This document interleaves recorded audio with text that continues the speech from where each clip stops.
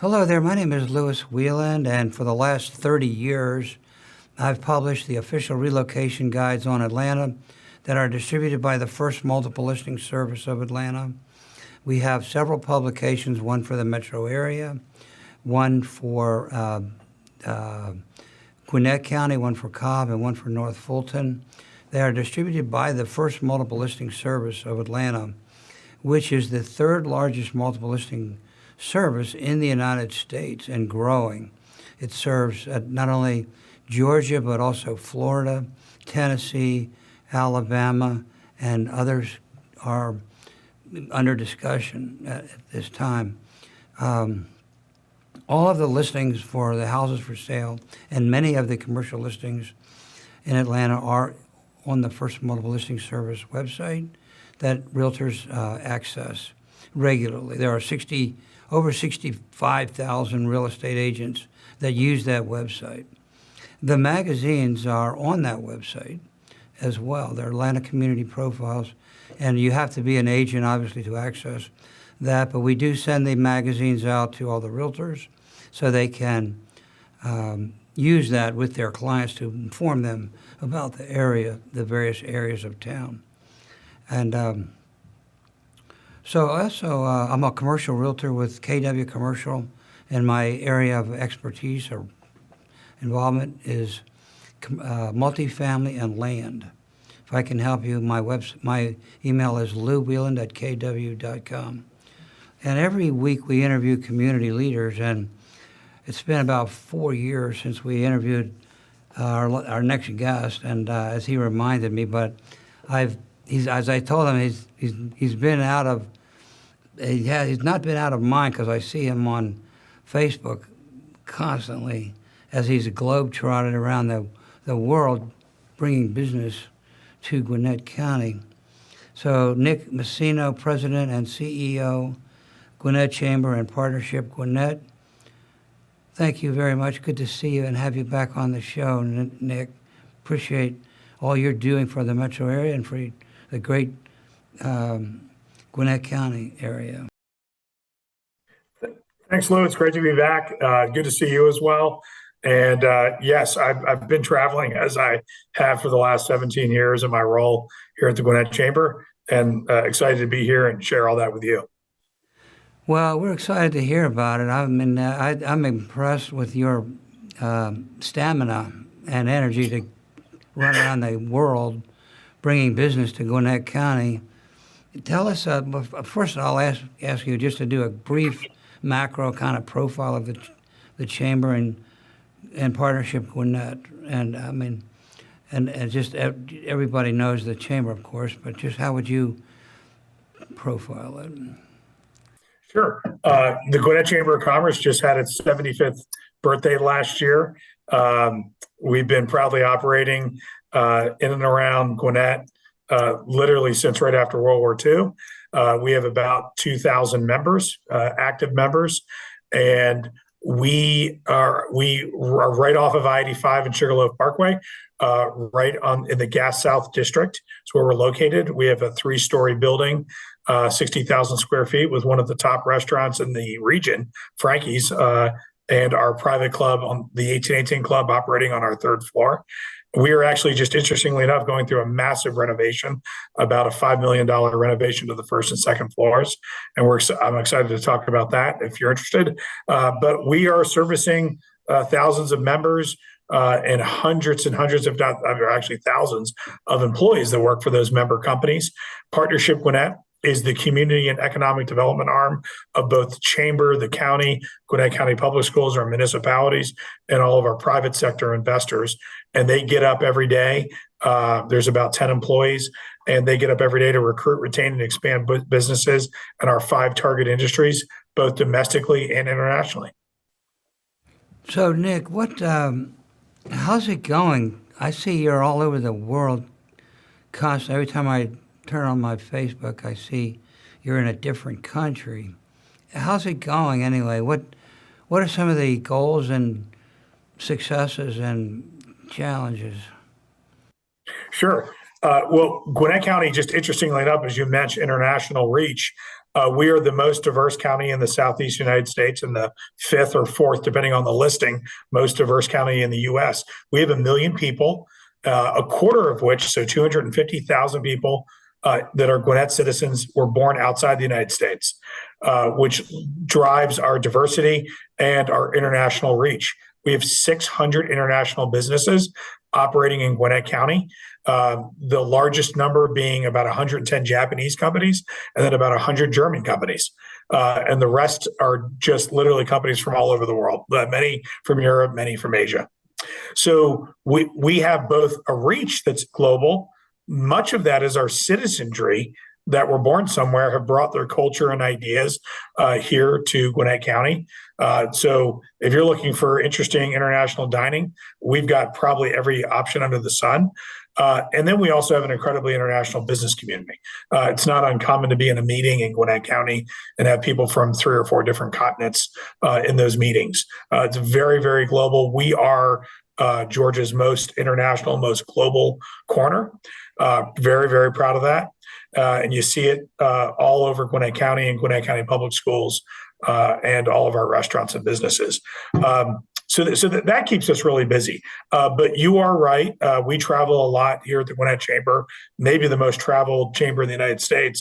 I've probably been out of the country 4 different occasions. I leave in 2 weeks. I'll go to Boston this week, but next week I head to Germany and Italy for both prospective economic development projects, expansion projects of companies that are already here, and everything in between. And we don't do that alone. Lou, we do that with the Georgia Department of Economic Development, our great friends at the Metro Atlanta Chamber, our great utility partners like Georgia Power and Jackson EMC, and our elected officials. In 2 weeks, I'll be with Chairwoman Nicole Love Hendrickson in 2 European countries talking to prospects. And economic development is absolutely a team sport. So it's not unusual when we're traveling, we're doing it with partners. On the chamber side of the business, we continue to do what we've done for 76 years now, which is create opportunities for people to engage and network and learn. And we love to brag about the great companies in Gwinnett. We do that through awards and programmatic events and sharing recognition. So all that's a full-time job for me and the 35 full-time employees here at the Gwinnett Chamber of Partnership Gwinnett. Nick, what are some of the kind of questions that these countries are asking lately with we're in a definite market shift, and what kind of questions are being thrown at you as you travel around the world? Well, many places have already done a lot of research. They know Georgia. Georgia's a household name now around the world. When you're the number 1 state to do business for 9 years in a row, when you have more blockbuster movies being filmed in Georgia, anywhere else in the United States or the world, people know Georgia. I love to wear this really nice pullover that I got from a trip with the governor about 10 years ago. It's a black pullover, little zip collar, and it's got the Georgia logo. And it's got that little, just says Georgia in white underneath. I cannot get on a plane and travel anywhere in the world. And people say, are you in the movie industry? And because they know that logo. It's a very, very recognized brand now. And I've had that thing for 10 years. And 10 years ago, people did not recognize it like they do today. And we have a great reputation. I mean, for all the things you, Lou, and I, we know. I mean, the weather, the climate, the accessibility, thanks to Hartsfield-Jackson Airport. So people know about Metro Atlanta and Georgia. And so it's the questions I typically get is, tell me about the workforce. You've been so successful. How will I be able to hire new employees? Tell me about the future workforce. And those are the kinds of questions we're getting. They know we're a business-friendly, low-tax state that is for business. I think the Great Recession and then unfortunately, the pandemic has taught you what businesses are for businesses, what states are for business, and which ones don't seem to be as much. And I think we see the trend where people are moving out of states and the parts of the countries they're moving to. And the Southeast United States, like the last 40 years, has been a net winner. I mean, more people have moved to Gwinnett every year for the last 30 years than some states. You have states declining population. Everyone in the Southeast and Southwest are growing. When Governor Kemp kind of defied that COVID stuff and really kind of asserted where we stand as a state. How kind of notice did that get around the world? Well, it's interesting, and I'm a big fan of our governor. He is so proactive on economic. I think he's in Israel right now, recruiting companies. But there's always been the media. Likes to take the jabs at elected Republicans in the United States, and what may have been some sarcasm, some jabs in the beginning. The reality is, those are the things why we're the number one state. The governors that opened up, that used, I mean, it's funny that there became science. There was political science to the right and to the left, but the science is science. We opened up safely. The Gwinnett Chamber, we never closed during that time. We safely met. We safely worked in person. We stayed 6 feet apart. We washed our hands. We wore masks when we were close together, and no one got sick. And we continued to operate our business. But that seems like ancient history now. But the reality is, the word got out, if it wasn't already out, that we were a place that was for business. You could say, well, you weren't for people. You got the naysayers. The reality is, the number one thing anybody needs is they need a job so they can take care of their family, take care of what's important to them. And there's nothing like employment to pull someone up. And so we're really proud of the amount of employees that go to work every day in Gwinnett County that live here. 75% of our populations. So we have 1 million people, right? They live and work in Gwinnett. And then we have, hundreds of thousands of people that go around the region to work.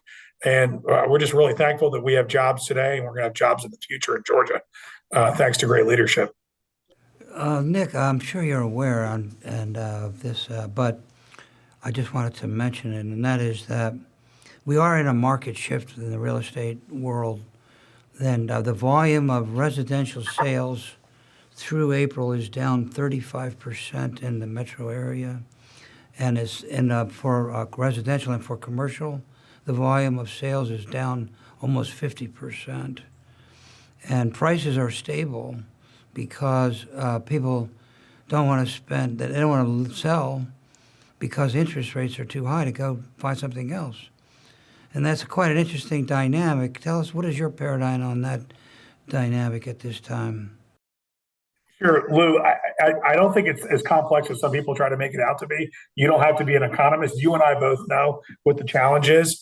Our prices shifted up 2 to 3 years ago because of supply and demand. And then the federal government had to slow down the volume and increase of costs, inflation, and they had to slow the economy down, and interest rates slowed down purchasing. I mean, I think it was last summer, 95% of the folks that had their house for sale in April or May took it off the market in the summer, and it slowed the economy down. But this economy we're in is so hyper aggressive that it didn't even slow it down as much as they were hoping. But as soon as we normalize and we could reduce the interest rates, which they just went up a little bit. Just to borrow money a week ago just went up by I think 20 basis points. But it'll explode again. And I'm a little surprised that usually you see that summer, that May, June, July. People try to get out and get a new place sometime between May, June, and July before school starts again. And it doesn't appear to be as active as I've seen in previous summers. And it could just be the interest rate drop. And Lou, I know you'll appreciate this. Anyone that's looking, they're saying they're trying to, hey, I got to wait till the interest rates drop. Get a 1, 2, or 3 year ARM. I mean, it's the cost of the house is not going to go down. It's only going to go up.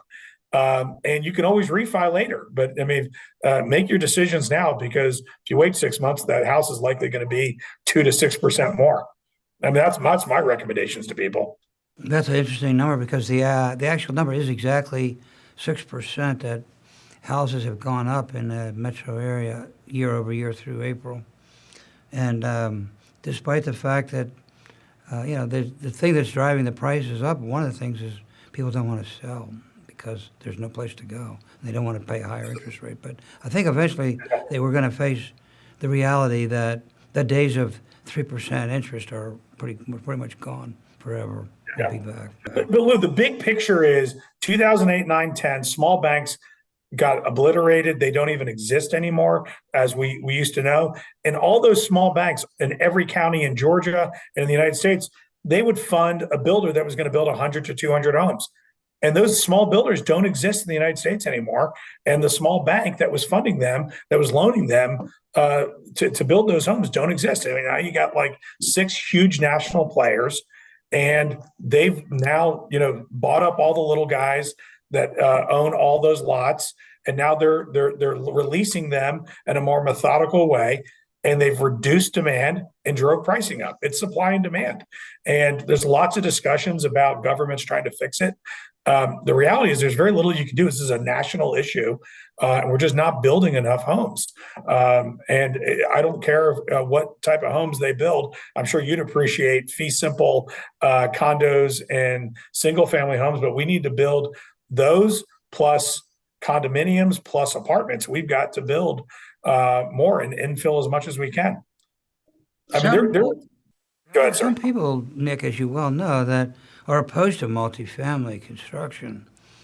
And I don't think that's really the case. And in my experiences with your zoning department and is that you're very easy to work with and you're pretty welcoming of multifamily at this time. What is your paradigm on that? Yeah, that ebbs and flows. That is a political decision. We have a district commission set up in Gwinnett County with 4 district commissioners. And if you sat down with each of the district commissioners, they would have a slightly different view on multifamily. None of them's wrong. They know their district better than most. They definitely know the citizens that elected them. So it just depends. And I'll tell you, I've lived in Gwinnett for 29 consecutive years. And that's between different political administrations. And there's been a different viewpoint in each district at different times. And so I would say generally Gwinnett County has been for 50 years pro-development and looks at each case by case basis. I would also say there's 16 municipalities, but the vast majority of Gwinnett County is unincorporated. But all those individual districts and those individual municipalities have different political bodies that have a different opinion that might vary slightly from city council to commission district. So it's a different flair for each corner of Gwinnett. The nice thing is there's options. If you want to live in a single family gated community, that exists. If you want to be in a townhome community, or you want to be in a multifamily mixed use development that's walkable next to some sort of town center, we have everything you're looking for, from the executive housing for Fortune 500 CEOs to workforce housing. It exists in Gwinnett County. What about the supply of land? How built out is the county in terms of potential? And second part of that question would be, what are you targeting for that land, kind of industry-wise? Absolutely great question. And Lou, if you and I could figure out how to make more land, we would be well off, buddy. We wouldn't be on a podcast right now. We'd be on an island somewhere. But the reality is they're not making any more of Gwinnett. And we are definitely in our mature years of developable land. But I will share with you, our county commission, both current and past, were very, very proactive in being supportive of a development that is now called today Rowan.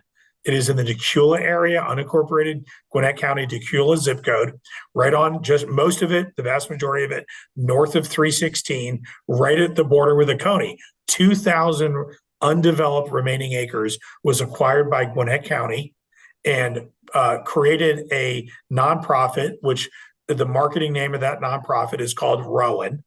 And if you're not familiar with what I'm referring to, go to rowanlife.com. And at Rowan Life, you'll see what is going to be a 25 to 50 year development led by a gentleman named Mason Elstock. And he's developing I'll call it a community, they refer to it, as a knowledge community. And the goal is that they are bringing in knowledge companies and organizations that are focused in medicine, the environment, and agriculture. And this is a place where literally companies that are incubated out of University of Georgia can expand to and grow.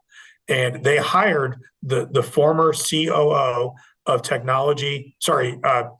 What is it? The Triangle.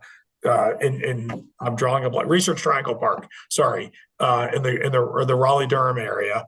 And this is the former COO creating this development.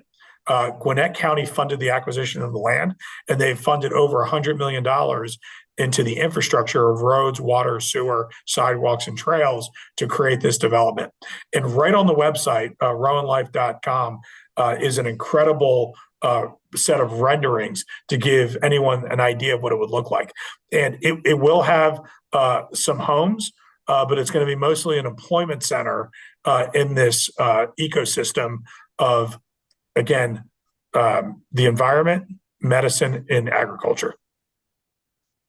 So that's our biggest project of scale. But because Gwinnett is older, there's also redevelopment projects happening, and there's one that's happening at the old Olympic Tennis Center, right off 78, the DeKalb County border. And that I'm forgetting the name of the developer, but that is being redeveloped and under a rezoning right now. It's going to have both commercial, office, retail, and residential. And then you have the redo of the Gwinnett Place Mall. Gwinnett County has done multiple studies along with the Gwinnett Place CID, and they're going to be taking the mall down and creating an urban style park surrounded by multifamily, office, retail, and 2 or 3 of the big boxes, one of which is Macy's, still wants to be there, and they're going to subdivide them, and they'll be standalone. So if we're not developing out, we're also doing redevelopment in Gwinnett. One of the challenges must be education, how keeping up with quality education for everyone in terms of finding good qualified teachers and good quality education is a big draw, obviously. Tell us your position on that element of the equation. Sure, Lou. Gwinnett County Public Schools currently enrolls 183,000 students. It's the 12th largest school system in the nation. There is no other larger school system in Georgia. Then we have a plethora of private schools, and the gem up in Beaufort is also Beaufort City Schools. Between Gwinnett County Public Schools, Beaufort City Schools, and our great private schools, which is Greater Atlanta Christian, Wesleyan, Hebron, Killian Hill Christian Academy. We got great private schools, so people have options. And then we also have Gwinnett Tech, Georgia Gwinnett College. We got the Flagstaff Technical College, and then one of the fastest growing 4-year colleges in the United States. So we have all this talent that is coming here to be educated, or lives here and is educated here, and that are going out in the workforce. So we've got great public and private schools, which is part of our pitch. When we started this conversation, we talked about my traveling. And that is the question most commonly asked is, you've got the workforce today, tell us about the workforce tomorrow. And I love talking about our 9 career academies that are happening in Gwinnett County Public Schools. I talk about our 4 STEM schools. We've got the #1 highest ranked public school in Georgia for the last decade, which is the Gwinnett School of Math, Science, and Technology. Then we've opened up since then the Paul Duke STEM school in Peachtree Corners, which is an engineering focused STEM school, the only engineer focused STEM school in Georgia. Then we have a completely health science STEM school, which is a one of a kind. And then we have the newest, by the way, it's the McClure STEM school, which is the health science school. Then we have the only artificial AI, artificial intelligence high school in the United States, which is the Seconder High School, which is up in the further up, kind of in the Decula, Hamilton Mill area. I mean, so some school, there's school districts in the United States that don't even have a STEM school, and we have 4 STEM high schools. So very, very proud of what's happening. And then, of course, the private school system and also Beaufort City School obviously has lots of STEM programs as well. But we have 4 dedicated public high schools to STEM. Oh, that's really impressive. What artificial intelligence school? You're the first person on my show that's mentioned that topic. What that's according to Elon Musk, that's the big future there. What's your take on that? I mean, it's very clear. I don't think Elon Musk is stepping too far out by saying it's the future. It's the reality is it's already here between big data and everything that we see every day. But I will thank you for drilling down on that, because I'll share with you the actual second year AI high school is actually a cluster. The AI training starts in kindergarten and goes all the way through 12th grade. So it's an entire district of elementary, middle, and high school AI.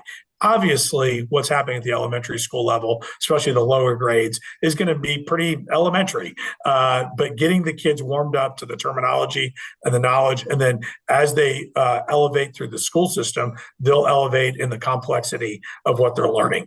And the reality is, Lou, you and I will have no clue what they're talking about by the time they graduate from high school.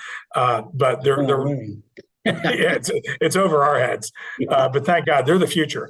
But what I'm really proud about is Gwinnett County Public Schools, Beaufort, and the private schools are producing the talent that is ready to either go into post-secondary education or go to work. And at the McClure Health Science School, some of those kids are absolutely going to go off to medical school, but some of them are going to become EMTs in Gwinnett County, nurses after completing a 2 to 4 or 6 year program, or they're going to the Philadelphia College of Osteopathic Medicine right here in Gwinnett County to become a DO. So we're really excited about all the partnerships and people working together to produce the workforce for today and in the future. The other question that people are probably asking you as you travel around is about security. In our big cities, we have issues. Tell us, give us your position on security throughout your area of authority and expertise in Gwinnett County. Yeah, and Lou, I'm going to be honest. I mean, we're a suburb or exurb of Metro Atlanta. I don't know that I have ever received in 17 years of recruiting companies to Metro Atlanta, Georgia, that I've had a security question. I mean, it might be different if I was in a more urban and dense area. We have the highest rated and certified police agency that you can have in the United States. CALEA is the certifying organization nationally, maybe even internationally, and I think Gwinnett's been CALEA certified for like 20 years. So we of course, like every local government in the United States, we're always looking for more and better, not better, but just, more officers. Policing has not been able to recruit like they had in the past. And so, they're working hard to be as competitive as possible. Our problem is we have ask any police department in Georgia. We have the best training program, the best academy training. And unfortunately, other departments in Georgia have less qualified. They have lower qualification standards than we do. So they'll grab folks that haven't even completed our training and put them to work. We just have higher, I think we have the highest standards in the state. And I'm not a police expert, so I could be wrong, but it's not going to keep me from saying it confidently. But I do believe we have the highest qualified standards. So it's really just not an issue. I think the questions we get the most is talent. Tell us about the future talent. And again, we have created this reputation in Georgia, in Metro Atlanta, in Gwinnett, and all of my partners and friends around the region that this is a place that's business friendly. And that's why we continue to recruit, retain, and expand businesses. Well, lifestyle has to be a factor too. I mean, there's a growing emphasis on development of parks throughout the United States and everywhere you look. And parks are becoming more important. People are biking and walking and more health conscious. And from what I can gather and reading your website, you guys are prioritizing that too, because people want to have a nice place to go and walk and enjoy the nature. What are you guys doing about that too? And telling Absolutely. And Lou, the success of, and I mean, I think it's everyone that all of your listeners would not be surprised to know that Gwinnett has the largest, fastest growing population in the region for the last 40 years. And part of that growth was education, high educational standards and excellence. And then also, going back about 30 years ago, the leaders in Gwinnett County doubled down, and that was true for the last 20, 30 years, to invest in parks and park recreation. And so huge park growth. About 10 years ago, I think it was the fastest growing large park system in the nation. They've won multiple awards as the best performing park system in the United States. And Gwinnett County's park system is so large, they're up against other states.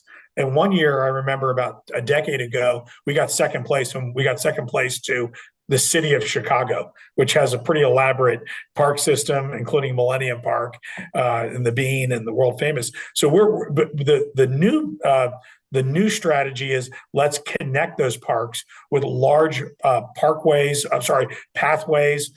12 to 15 foot pathways, connecting them through water easements along major thoroughfares, but more expansive and safer. So you're seeing a lot of expansion of connecting these great parks. And our municipalities have been involved and engaged at different varying degrees of parks. You're going to see the municipalities with more urban style parks around town centers. And then again, connectivity with trail systems. So huge importance to Gwinnett. And you're going to see Gwinnett County really dabbling in more urban style parks around more densified areas. Well, thank you very much, Nick. It's great to have you on the show again. You've been generous with your time, and I asked you for 30 minutes, and you were gracious to give us 30 minutes to talk about your great county. That's Nick Masino, President and CEO, Gwinnett Chamber and Partnership Gwinnett. So thank you very much, Nick, and thank you for the great job you do and all your hard work. And the main thing I like is your phenomenal enthusiasm, is always smiling and always looking like everything is under control and looking great. So thank you for the great job you do. Thank you so much, Lou. I appreciate it. Always an honor to be with you. Thanks for listening, and have a nice day.